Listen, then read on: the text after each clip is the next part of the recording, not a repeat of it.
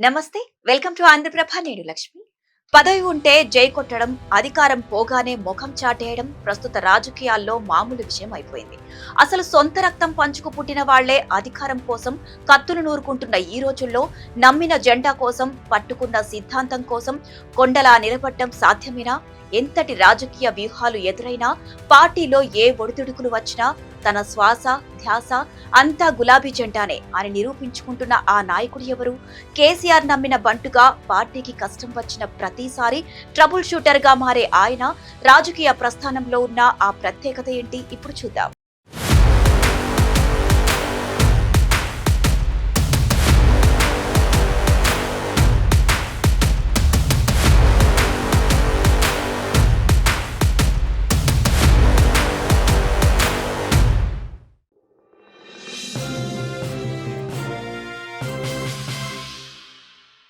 పదవుల కోసం, అధికారం కోసం సొంత రక్తం పంచుకు పుట్టిన వాళ్లే శత్రువులుగా మారిపోతున్న రోజులివి. చేతుల్లో పవర్ ఉన్నంతకాలం జై కొడుతూ చుట్టూ తిరిగే నాయకులు అది పోగానే కనీసం ఎలా ఉన్నావు అని పలకరించడానికి కూడా మొహం చాటేస్తుంటారు.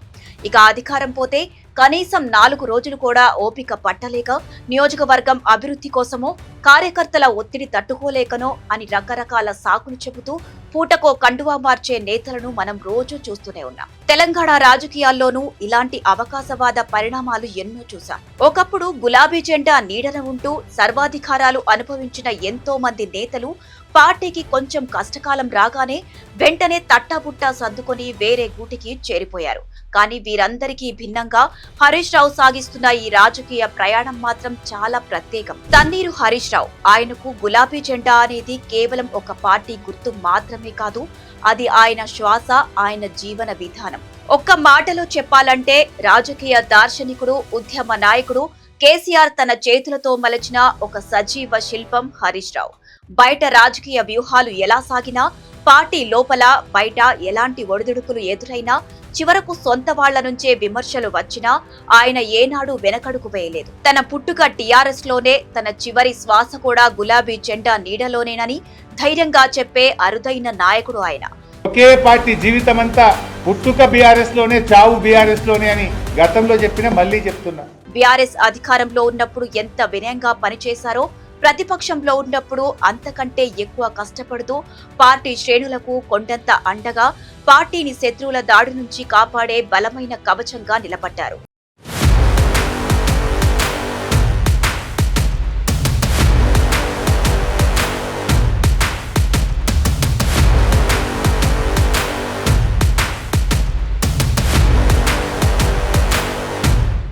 తెలంగాణ ఉద్యమ తొలి రోజుల నుంచే కేసీఆర్ కు అత్యంత ఆప్తుడిగా, నమ్మిన బంటుగా నిలిచారు హరీష్ రావు. ప్రత్యేక రాష్ట్ర పోరాటంలో పార్టీ పిలుపునిచ్చిన ప్రతి కార్యక్రమాన్ని జనం మధ్యలోకి తీసుకువెళ్లడంలో ఆయన కీలక పాత్ర పోషించారు.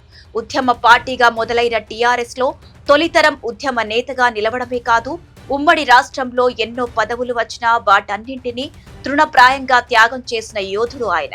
ఇక తెలంగాణ సిద్ధించి పార్టీ అధికారంలోకి వచ్చాక ప్రభుత్వంలో ఎంతో కీలకమైన బాధ్యతలను భుజాన వేసుకున్నారు.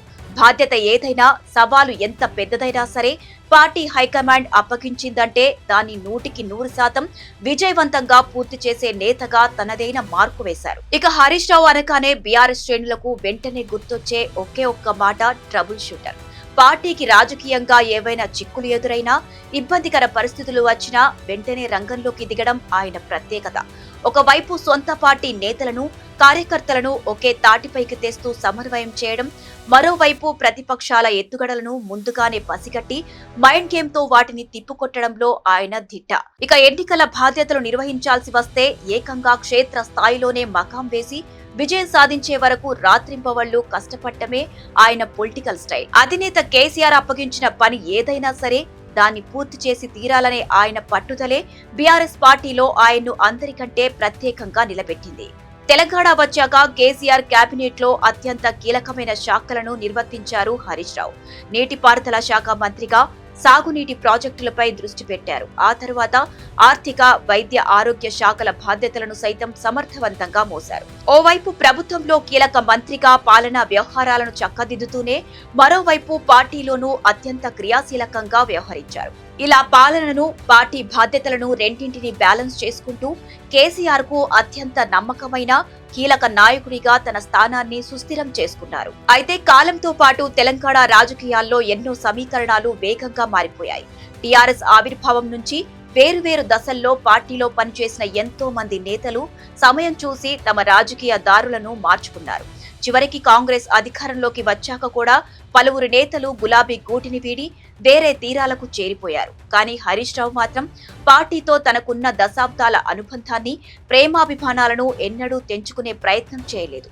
అంతేకాదు హరీష్ రావు జీవితంలో కేసీఆర్ది ఎప్పటికీ ప్రత్యేకమైన చెరిగిపోని స్థానమని చెప్పాలి.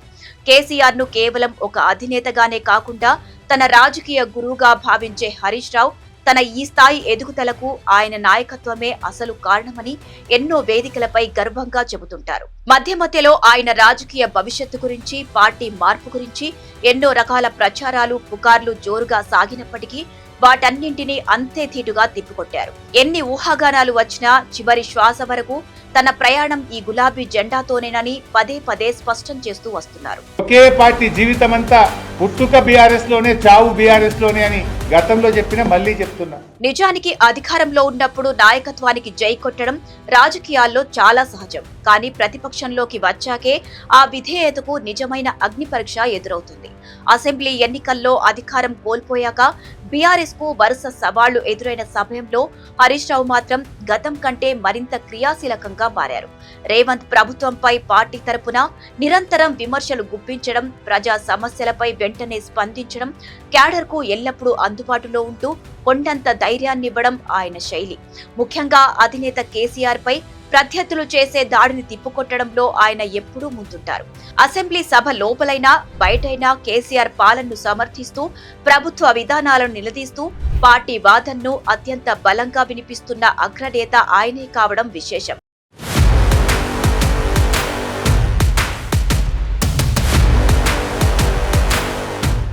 అలాగే హరీష్ రావు కేవలం పార్టీ వ్యవహారాలు, రాజకీయం మాత్రమే చూసుకొని ఊరుకునే నేత కాదు. జనం సమస్య ఏదైనా సరే తన దృష్టికి వచ్చిందంటే వెంటనే సీన్లోకి దిగిపోతారు. బాధితులు ఆపదలో ఉండి తలుపు తడితే అండగా నిలవడమే కాదు, వెంటనే అధికారులకు ఫోన్ చేసి మాట్లాడటం, ఆ సమస్య కొలిక్కి వచ్చే వరకు వెన్నంటి ఉండి పని పూర్తి చేయడం ఆయన డైలీ రొటీన్. చివరకు పార్టీలకు, రాజకీయాలకు అతీతంగా ఎవరు వచ్చి సహాయం అడిగినా పట్టుబట్టి మరీ పనిచేస్తారనే మంచి పేరు ఆయనకుంది. సరిగ్గా ఈ నాయకత్వ లక్షణమే పార్టీ శ్రేణుల్లోనే కాకుండా సాధారణ ప్రజల్లోనూ హరీష్ రావుకు ఒక ప్రత్యేకమైన ఇమేజ్ ను, గుర్తింపును తెచ్చిపెట్టింది. నిజానికి రాజకీయాల్లో పదవులు శాశ్వతం కాదు, అధికారం అంతకంటే శాశ్వతం కాదు. రాజకీయ సమీకరణాలు ఎప్పుడైనా మారిపోతాయి. కానీ ఎలాంటి పరిస్థితుల్లోనైనా సరే తన రాజకీయ చిరునామా మాత్రం మారదని హరీష్ రావు పదే పదే చెప్తున్న మాటలు బీఆర్ఎస్ శ్రేణుల్లో సరికొత్త ఉత్సాహాన్ని నింపుతున్నాయి. టీఆర్ఎస్ లో మొదలైన తన ప్రయాణం ఎప్పటికీ బీఆర్ఎస్ తోనే కొనసాగుతుందని ఆయన స్పష్టం చేస్తున్నారు. రాజకీయాలు ఎలా ఉన్నా సొంతంగా నమ్మిన వాళ్లే నట్టేట ముంచినా ఇప్పటికీ ఎప్పటికీ తన బాట, తన మాట ఆ గులాబీ జెండానే అని తెగేసి చెప్తున్నారు. ఈ నిబద్ధత ఇలాగే కొనసాగితే బీఆర్ఎస్ చరిత్రలో హరీష్ రావు పేరు సువర్ణ అక్షరాలతో నిలిచిపోవడం ఖాయమనిపిస్తోంది. ఏది ఏమైనా పదవులు, అధికారాలు వస్తుంటాయి, పోతుంటాయి.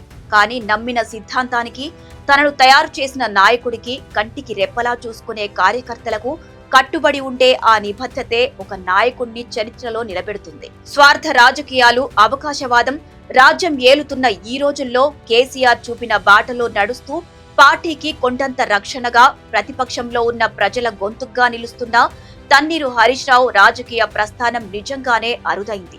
గులాబీ జెండానే తన ఊపిరిగా మలుచుకున్న ఆయన ప్రయాణం రాబోయే తరాల రాజకీయ నాయకులకు ఖచ్చితంగా ఒక గొప్ప ఆదర్శం.